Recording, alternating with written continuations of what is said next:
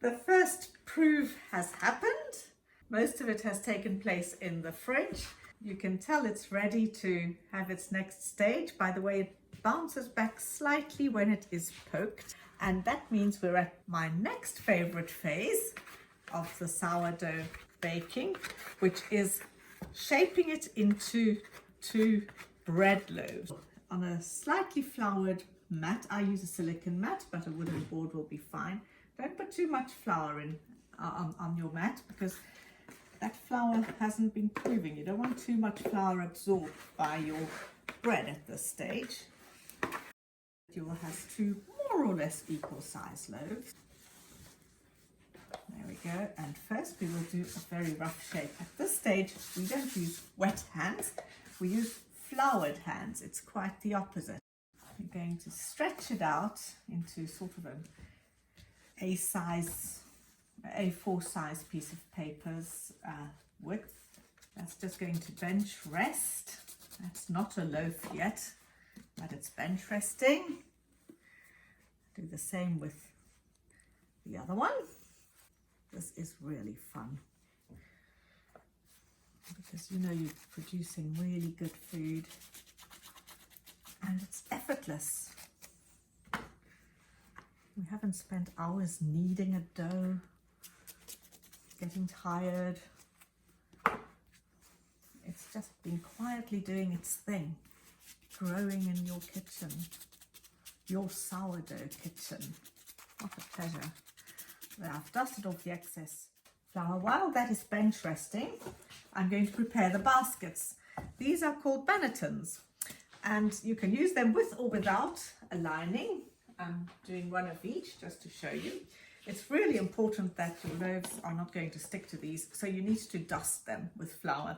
And I like to use, again, the rye wholemeal flour.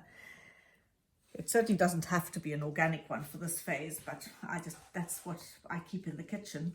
This is the same flour that I use to refresh my starter, but I use it for this step because it's a nice rough flour. It's thick and it means that things will not stick to the basket. You need to be quite generous with this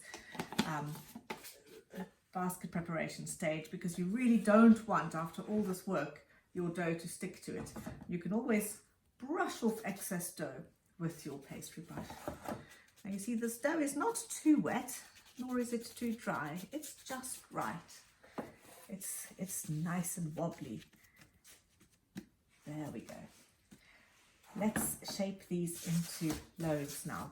You can leave them to bench rest about 20 minutes, but I need to get this video completed. So you start with one loaf, turn it over again, and all you want to do is pull the sides of it to the center, pull all the corners to the center to build up some tension on the outside of your loaf. You're trying to give it a skin, but you don't need to overwork this dough. That is beautiful. And I'm going to roll it, but this is entirely optional, in some sesame seeds. Of course, if you're going to be feeding this bread to anyone who has a sesame allergy, don't roll it in sesame seeds. But I don't know anyone with a sesame allergy, so I'm doing that. And sesame and sourdough is just a great, great, great combination. Now, of course, if you wanted to do something more adventurous, like add walnut pieces in your dough, you would be doing it at this stage as well. You would actually be folding the walnut pieces in there. But there we go, no sticking to my hands. That is ready for the second proof. I'm going to let that rest overnight. I'll bake it tomorrow mid-morning and we will have it for lunch. Let's do the same thing with this loaf. This is going to go into a basket with no lining. This one.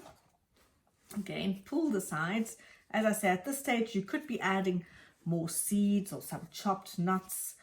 But first of all, I would recommend that you just master this rather basic loaf without adding anything to it.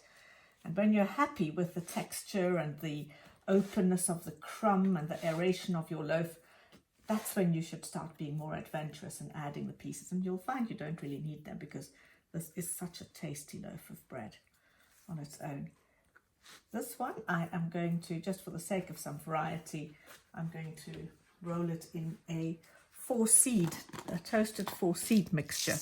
It has pumpkin seeds and sunflower seeds, sesame, and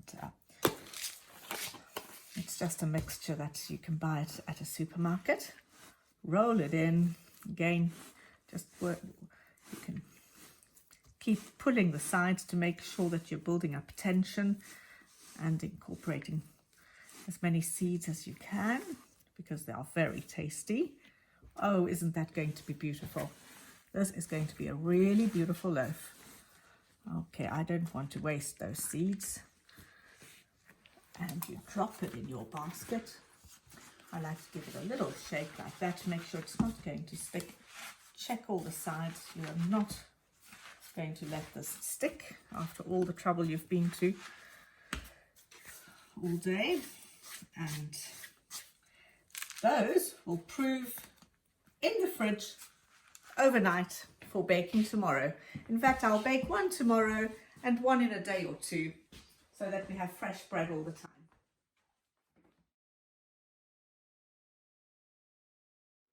Thank you for watching my video on sourdough baking.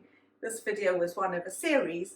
If you liked it, please give me a thumbs up, or even better, subscribe so you see the entire process of turning your kitchen into a sourdough kitchen.